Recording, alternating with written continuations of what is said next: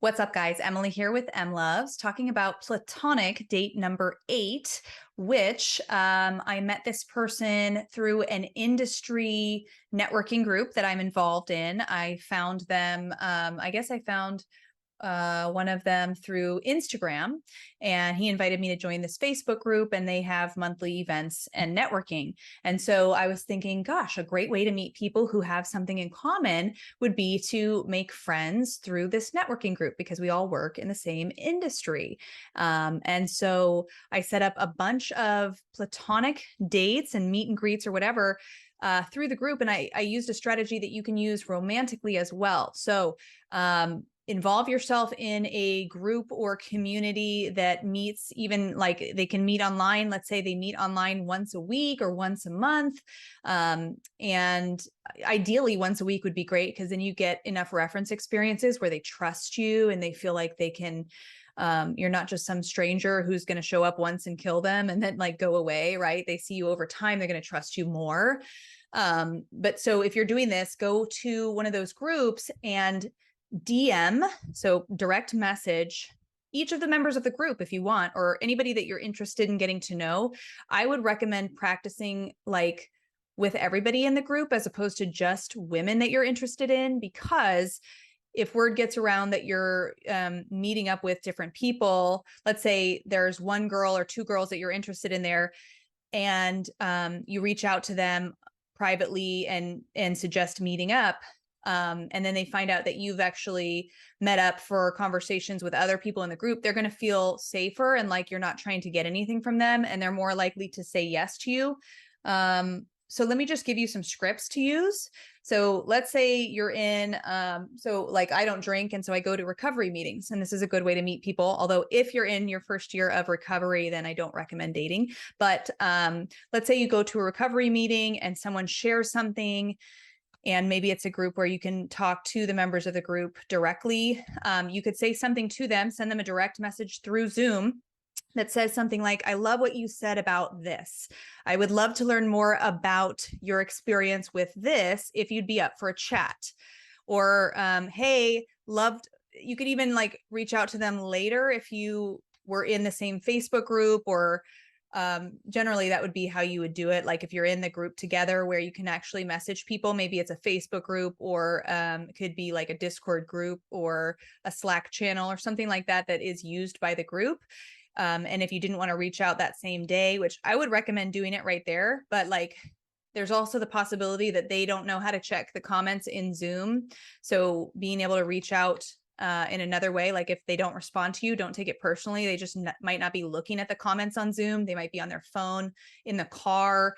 You never know. So then you could also send this message the next day. Hey, and then their name, loved what you had to say about this during yesterday's chat. Would love to grab a coffee and learn more about your experience. Now, if you're doing something like this, I would recommend that, well, you basically, if you're meeting people romantically using a strategy like that, I would recommend that the first meetup is not a date. You're not going to count that as a romantic date because she did not know your intentions, because you were not telling her that that was a date. And really, you're just trying to get to know her, to qualify her, to see if that is somebody that you would be interested in romantically. So let's say you use that strategy.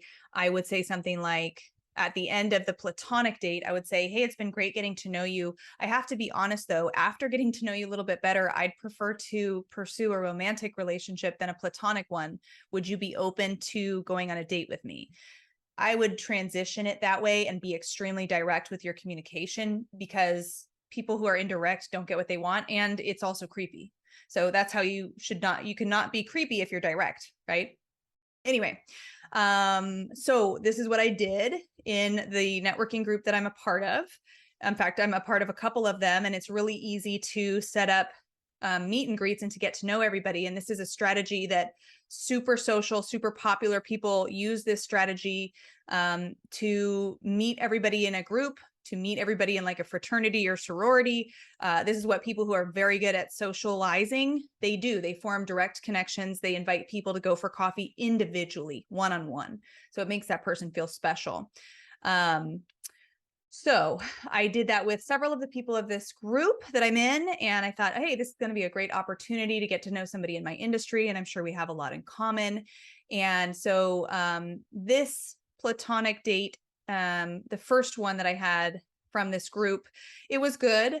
I do feel like in general, meeting people through industry events tends to make it feel a little more competitive. It makes it feel a little bit more like you have to be a little bit buttoned up. You can't be as vulnerable with those people. And what I found actually to compare that is the recovery group that I'm in. It just feels naturally vulnerable because people are coming to that space to share very vulnerable feelings and emotions.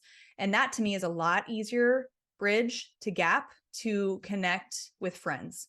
So that's just my experience. You can do whatever you want. And maybe I need to have more reference experiences in this way.